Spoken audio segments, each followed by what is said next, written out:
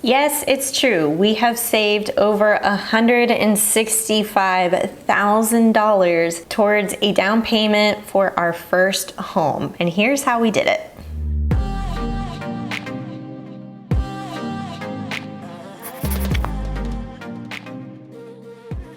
I want to preface this video by saying that $165,000 is a lot of money. There were specific things that we took into action in order to get there.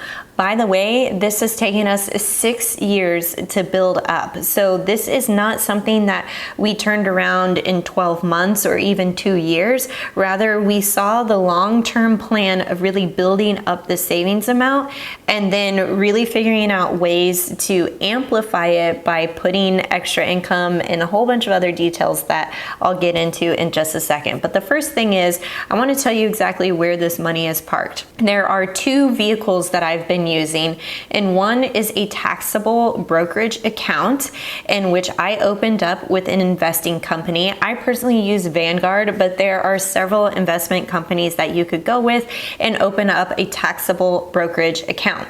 Now, I've done a whole video on what these brokerage accounts are, so I will leave a link up here in the cards for you to check out. So I opened this up with Vanguard, and I primarily invested in bond index funds, and then I also have a little bit of money tied up in index funds with the Vanguard Total Stock Market Index Fund. The second place where I keep this money parked, and actually a bulk of that money, is with a high yield savings account. A high yield savings account is so great because it's an interest bearing account in which that cash is liquid. I can take it out at any time, which gives me the flexibility when I do find that dream home where I can take that cash out and use it towards the down payment, closing costs, or other related home expenses, moving expenses, and whatnot. I personally have a high yield savings account with Ally Bank.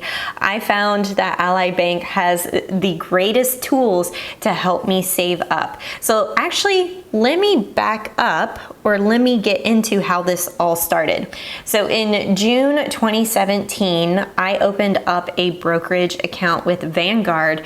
And at that time, Kyle and I had been married about 2 years, and we had a really healthy emergency fund of $30,000. We had actively worked on that because we became debt-free. I became debt-free in April of 2014. We got married a year later, and then 6 months later, we moved out to San Diego. We started really building up some savings because I was definitely a proponent of living a debt-free life, and so was Kyle. And then we were really interested in just setting aside money for investing, a down payment fund, and so on. You can actually take a look at our very first Beers and Budgeting video that we recorded in 2018, where we talk about putting money towards a down payment. So let me give you a little timeline on the brokerage account side of things. So I opened that in June of 2017, and in order to do so, there was a minimum opening of $3,000.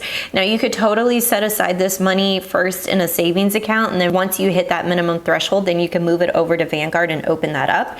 So because we had already set aside savings as part of our emergency fund, plus kind of saving for some other things, when I really got strategic with it was in 2017, where I was like, no, this needs to be separated and it really needs to have a goal. This money needs to be earmarked specifically for the down payment. So you can see over time how we have increased our purchases or our contributions into this account. At the time of this recording, I have just under $52,000. The rate of return has not been good lately because you can see actually in the very beginning, the first 2 years, I actually got a negative return on that money. And that's all part of the fun when it comes to investing. So I have primarily most of this money tied up in bond index funds, but I also had that stock market index fund. So then comes the fun part, because in 2019, after those 2 years of kind of riding it out, I really started to see the returns come back to me. And in fact, I feel like I should have just gotten out at the end of 2021, because you can see how it's taken a nosedive over the past year, and now it's finally coming back up. So I am currently getting a 1.1% rate of return, which is really funny because when I opened up my Ally bank account in 2018, that's exactly how much the APY was, the interest that was accruing and earning on that account. So if I hop over to Ally Bank, here is what the last 3 months have looked like. So I had a balance of about $108,000 in February, and it has since increased to over $113,000. What's really cool about Ally is they have these savings buckets in which you can organize your one savings account. You can organize money inside of that savings account.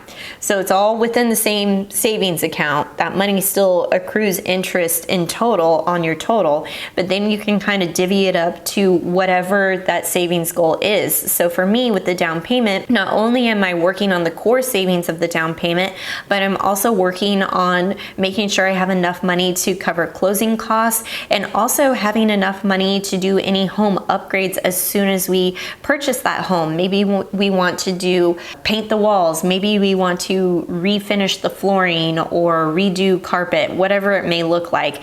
We have the money set aside. Another feature that I really like, and that has helped me save that $165,000, were turning on reoccurring transfers of $1,000 per month. So that's just automatic. Anything that's left over in our budget typically gets put towards the down payment as well. And then we have surprise savings turned on, which I love this feature. I just turned it on about 2 months ago, and I already have $900 in surprise savings saved so far. So what it does is it connects to your checking account. It can be an external checking account, and then Ally Bank is going to analyze your checking account balance to see what money they can pull from the checking account and put over into the savings account to let that money work harder and accrue interest. So checking accounts typically are low bearing interest accounts. I mean, it's literally earning maybe 0.01% if you're lucky. So that's what I love about this, is that there was money in my checking account that I didn't miss, and I was still able to pay my bills and also really stack the savings towards my down payment goal. So currently with Ally, I'm earning 3.75% in interest on that money, which is really funny because that's about how much I earned on my brokerage account. I was earning around like 4 to 5% on that account in my investments, but now it's flipped. I also started with $15,000 in November 2018. I opened that account, that Ally account, and moved $15K over. If you're like, $15K, that was a lot of money, and yes, it was. We also were able to save that amount of money right after we became debt-free and got married. It was money that we started setting aside for various things. And then finally I was like, no, this money needs to have a name on it. Also in December 2016, I opened up a certificate of deposit with my primary bank. At that time, it was earning about 3.5% on that CD for 12 months. The only thing was there was a maximum amount of $3,000 that I could put into that specific CD. And so after it matured this past year, I said, yeah, we're done with it. We're gonna put it out. We're gonna pull it out, and then we're gonna put it into Ally, because it was basically earning the same amount, if not more. All together, between the brokerage account and my high yield savings account, we have $165,373.92. Now, during this time while we've been actively saving, we have been lifelong renters. We were renting for about 7 years in San Diego, and more recently we moved to the Los Angeles area, where we are also renting for the next year. So what we are planning on doing is, as we are seeing the state of the economy in the housing market and what's happening in specific areas, and we are looking to move out of California into Colorado, specifically the Colorado Springs area. We're taking a look at that housing market and just kind of keeping tabs on it. I have a realtor that I'm talking to out there. I am looking at places like Zillow and Redfin and just seeing how homes are fluctuating in prices right now, and just really biding our time to make a smart move and smart decision for us and for our family. So as I was thinking about this, you know, we have $1,000 per month that we automatically set aside for the down payment, but really after I was thinking about it, we have actually saved $27,562 per year, or $2,296 per month. So we've actually doubled what I automatically save, and there's a couple of reasons for that. One is the monthly budget. Every single month we go over our real income and expenses. You can check out that whole playlist called Beers and Budgeting, where we actually go over the real numbers. What we are really good at is we are good at spending less than we make and saving more than we spend. So oftentimes we are making sure that we are earmarking money. So oftentimes what we do is we will plan for a smaller amount of income than what we actually earn. So we actually earn oftentimes $1,000+ more than what I'm planning for in our budget. And if you're like, well, why wouldn't you plan for the extra funds? It's because it keeps my budget a little bit smaller so that I'm not tempted to put that extra money towards the fun discretionary spending and just blowing it. Because really the big intention and the biggest financial goal that we have is buying our first home. So if I have it out of sight, out of mind, it prevents me from using that money for something else and using it in a way that isn't reflective of our financial goal. We also like to move extra paychecks or any extra income towards this goal. So oftentimes when you're watching those videos, at the end of the video, we'll say we have money left over. Almost like 80-90% of the time we'll have money left over, because again, we're budgeting for a smaller income than what we actually make. And then we'll say this money, or the bulk of this money, needs to go towards the down payment because we have a surplus of $1,000. We have a surplus of $800. All that money needs to go towards the down payment. I also think that surprise boosters, turning on the surprise savings boosters with Ally, has been really helpful the last 2 months. I'm really excited to see what that does over the next year. A big component of this too is that we are debt free. I paid off $35,000 in student loan debt in 2.5 years, making an average of $37,000 in income. I was very diligent about that. I was living very cheaply at that time, and I'm so happy that I sacrificed and put in the effort and really sprinted towards that debt-free line in just 2 years, 5 months, because it afforded me the ability to really go after big savings goals. Because not only were we able to save the $165,000 for the down payment, we outright bought our Subaru Forester in cash for about $25,000, and we also saved up an additional $40,000 for a second car, which we have not purchased yet because we found living in Southern California, we just didn't need a second car and we were able to walk to work. It's been so nice. So that's actually something that we have sacrificed in a way. It really doesn't feel like we're missing out on much other than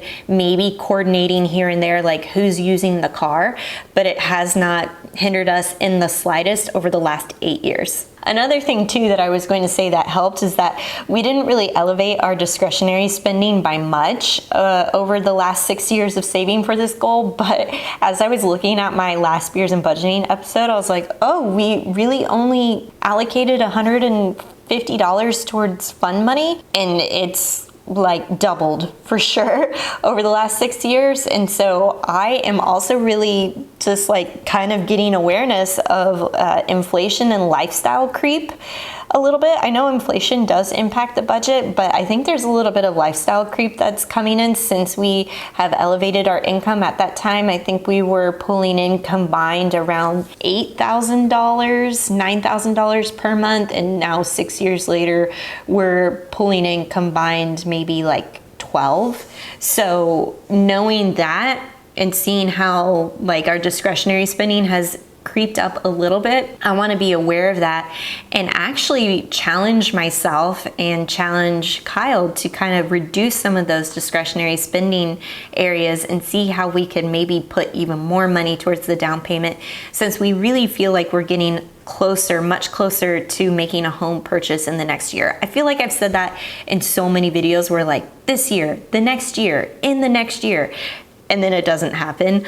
I am hopeful for that, and I know that the right house is going to present itself to us when we are ready, and I feel like we're getting really close to being ready.